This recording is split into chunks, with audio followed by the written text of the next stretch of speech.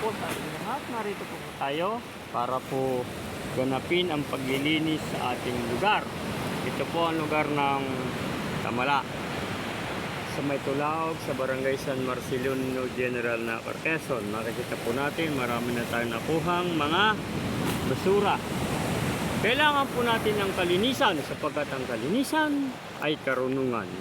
Wala po pong ibang magmamalasakit sa ating lugar, sa ating kalikasan. Kung tayo mga taga rito rin. Kaya kami po ay naglilinis para mapanatiling maganda ang ating paligid. Ang kalinisan ay kayamanan at ang kayamanan ay pangangalaga sa ating kalikasan. Maraming salamat po at ngayon po tayo nakakuha ng mga basura at pupunta pa po tayo doon para sa patuloy na paglilinis. Salamat po!